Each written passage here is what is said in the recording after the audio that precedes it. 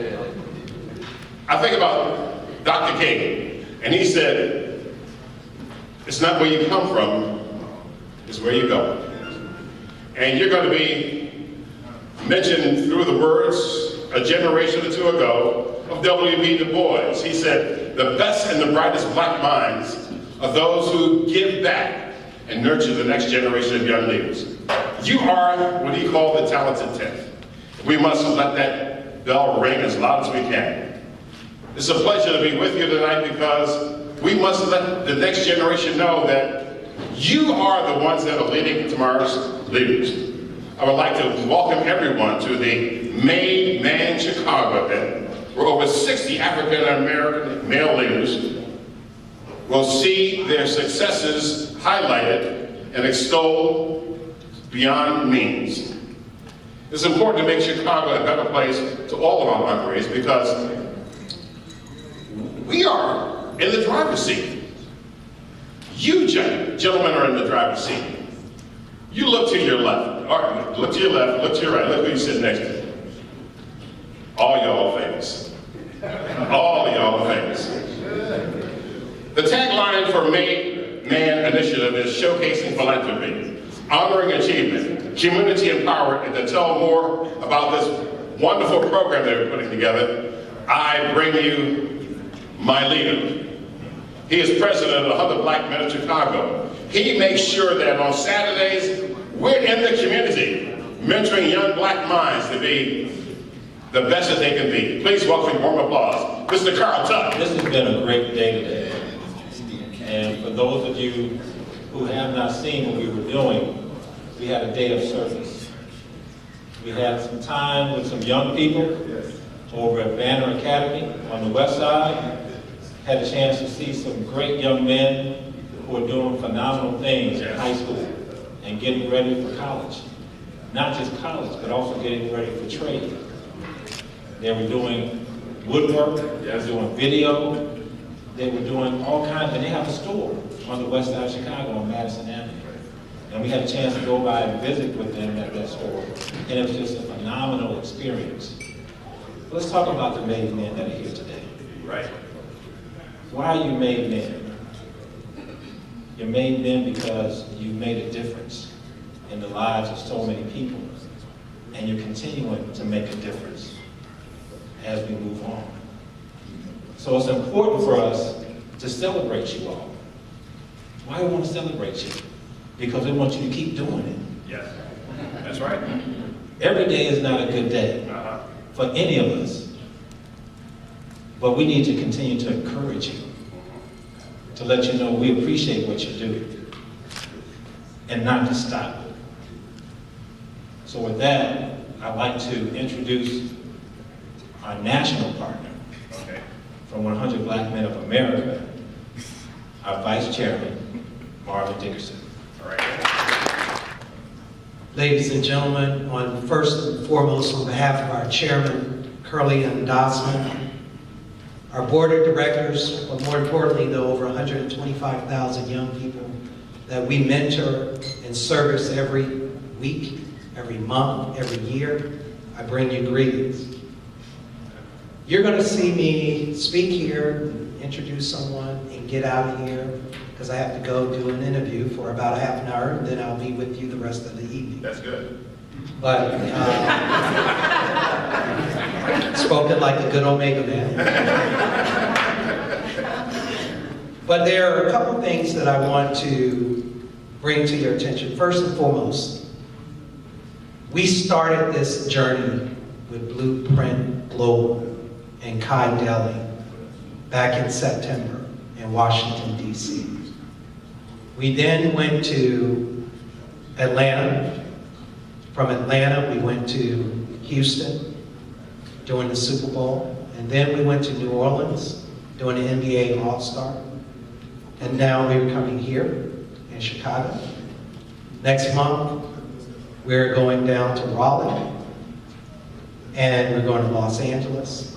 In August, we'll be in Philadelphia. All right. In September, we'll be back in D.C. And the reason that we're doing this, ladies and gentlemen, is because in our communities, whether it's urban or rural, every day, 5, 6 o'clock, and 11 o'clock, you can turn on the news, and you can hear statistics about what black men are not doing, the crime that they're committing, the shootings that they're doing. But you never hear anything positive about the work that we know that is happening in our communities by brothers like you. And so I'm humble and I'm honored to salute you, as we have done in many communities, to recognize the work that you've done, the work that you will do, but don't get it twisted. Yes. We still have a lot of work to do. That's right. And I will tell you, we went to Banner Academy today. I believe they have 247 odd students that go to that school. Now, we could have picked any school to go to in this city. But it's like divine intervention. You go to the school that needs you most. Right. And we went to that school, and we toured, had a chance to do a round table with the kids, tell them about ourselves. They told us about ourselves. But I was amazed. All these students have businesses. If you haven't been there, you need to go there. But while we were there, a couple things happened. There's one young man that showed a lot of promise, and we connected him with someone that probably changed his life. Tyrone was in the room from Hyatt, saw a young man that worked for Starbucks, he had a part-time job at Starbucks, and he looked at him and said, Hyatt needs to get a hold of that young man and put him through their program. That's number one. Number two, over lunch we were talking to Dr. Prince, and you mentioned that the kids sell their products, and they sell their products. Once they sell their products, they pay back their microloans, and then as they start to earn a profit, they can reinvest in their business or they can save their money. And they've been trying to get them bank accounts. And we were listening, and I was listening to his challenge, and I immediately said, hey, Dr. Prince, we can fix that problem. Where's Dr. Prince? Dr. Prince, I told you I would make a phone call for you this afternoon. I did. And the bank executive called me back, and we have a call next Monday or Tuesday. And your kids are going to be able to set up their bank accounts. Right?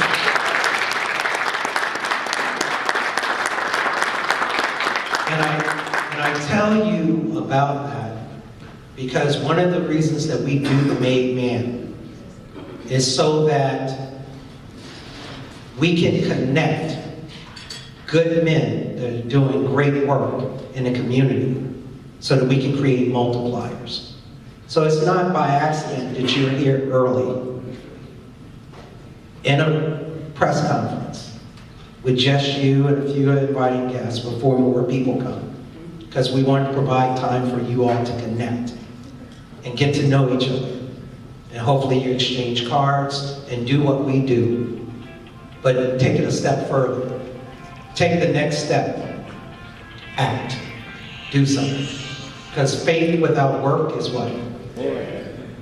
Absolutely. And we're all trying to be around and change some lives. And I thank you, I salute you, and I'll leave you with this, if I can bring it up. There's a brilliant man, Dr. Benjamin Mays. Yes. And he says, Morehouse. force upon me, can't refuse it. Didn't seek it, didn't choose it, but it's up to me to use it. That's right. I must suffer if I lose it, give an account if I abuse it. Just a tiny little minute, but eternity is in it. This is your moment. This is your minute. This is your time. Don't abuse it. Use it. Don't lose it. Make it worthwhile. Change a life. Thank you.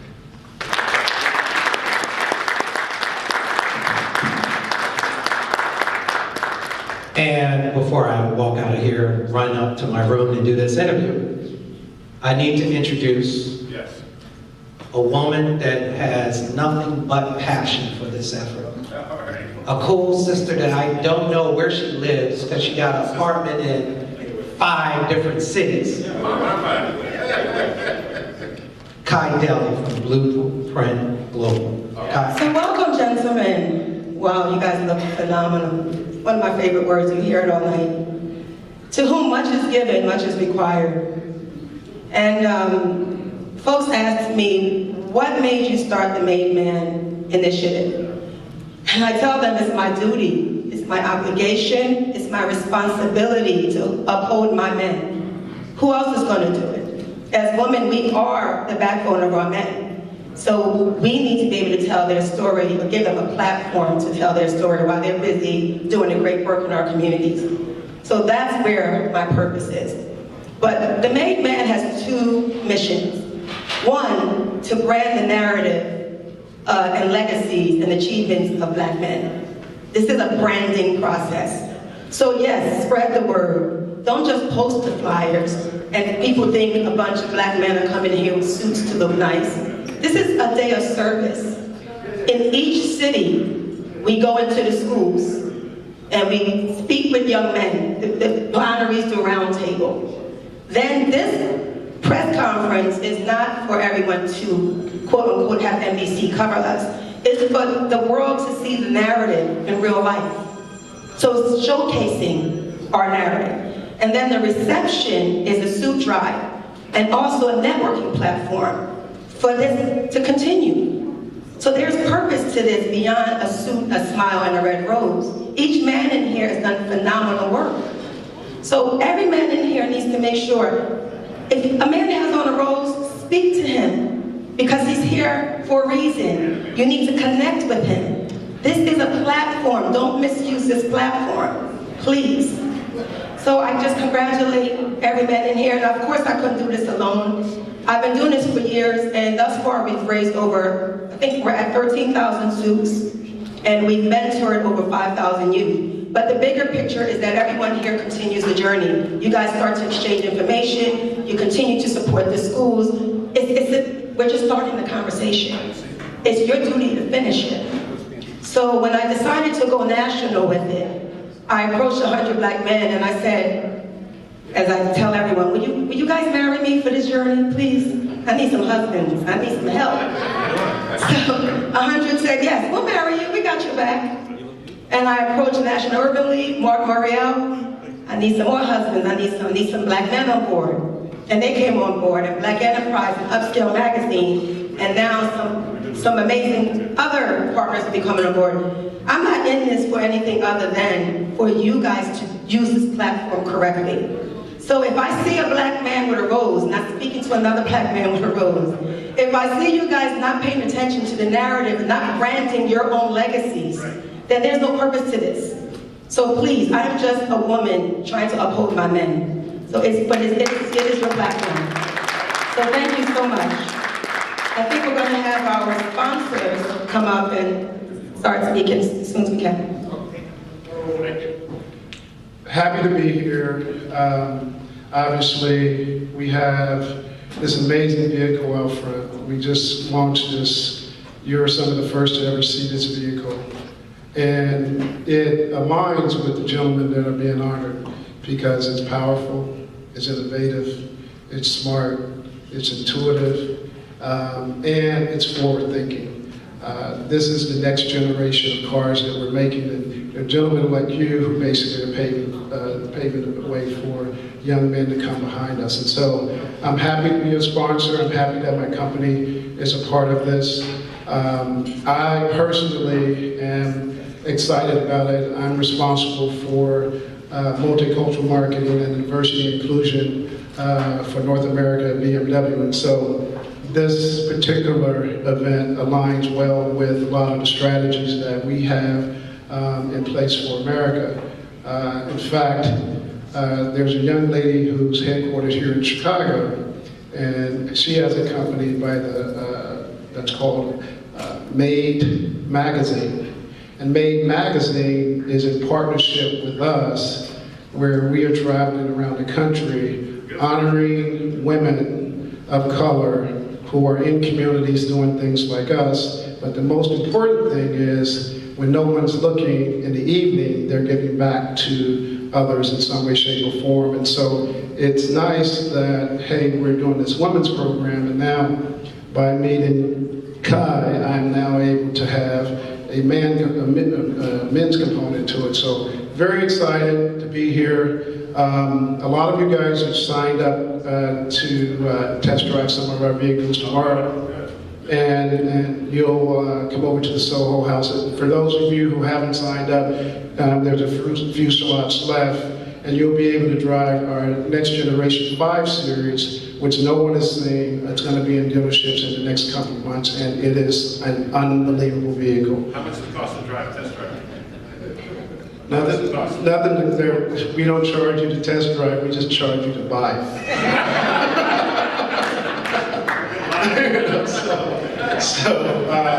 So you can enjoy them tomorrow in the West Loop and drive and really kind of get an idea of some of the things that we're doing with our vehicles. But this is nice about you guys. And I'm fortunate to be one of the honorees. I'm from Chicago. I live in New York now. Our headquarters are in New Jersey, so I work out of there. But my family's here. My brother's here tonight. My dad and my mom, they couldn't make it tonight. My dad's a little bit under the weather, but I'm here because of them. I am who I am because of them. So, I'm honored to be their son. I'm honored to be here in Chicago with you guys. So have a great evening. Good job. One of the things later on tonight, as you get your awards, I want you to think about something that Dr. King said. Applaud for somebody you don't know. Everybody's going to say, yeah, that's Abe Thompson over there. I know him. I know. I'll applaud, but say hello with applause to someone you don't know. And I just want to give a shout out to Tyrone Studemeyer. We're here today at this edifice because the highest ranking African American in the Hyatt hotel chain said, I want this event to be at my hotel. So this is a man that walks the walk every day. Right now, I've got more sponsors to talk about. From PNC Bank, Tony Smith. Come on up, Tony. My man. You know what? I'm not going to do a commercial. I wanted to. What, is this guy still in the room? Yeah. You know, it's funny. She came here to celebrate 60, but inadvertently threw a light not on hundreds, but on the thousands of African American men in our city, in the trenches every day, doing great things. Whether it's clergy, commercial, corporate, entertainment, you're there, changing the lives. And as I listen to some of the other folks who are up here, I would say this. When you think about changing someone else's life for the better, when you do that, you also change yourself. And when you change yourself, you change your community, you change your city, and God willing, you change this nation. And it's what you're doing. It's every one of you here, and with or without a red rose. You know what you're doing to make this a better community for all of us. And it's a value, obviously, that I have personally, it's a value that we have at PNC. It's why we sponsor endeavors like this. But I will tell you, as I talked with Kai, we landed on this notion that we've got to change the narrative. It's so easy to focus on the things that are not going well. We've got to think about the many things that are. So I would leave you with this observation. There was a report issued just in March that revealed a number of things that we ought to know about. One of which is that segregation and its inequities, racial and economic, have cost the African American and Latino communities $4.4 billion over the last 10 years. That's $8 billion in domestic GDP for Chicago. It's cost us 83,000 undergraduate degrees and countless lives. And yet, at the same time, we get guys like Terrence Miller, who was on the most difficult corner in Chicago, saving lives and souls. You got Lester McKeever in the boardroom. You got this gentleman here in front of the camera telling us what we need to know. You got Tyrone Studemeyer, obviously changing the dynamics of diversity in America's largest hotel corporation. These are positive dynamics. It's Carl Tuck, what he is doing every day to change how we approach our young people and our young men and women as they think about college. This is why we're here, and you're doing it, and you ought to feel good about that. And it's humbling and a pleasure to be counted among you.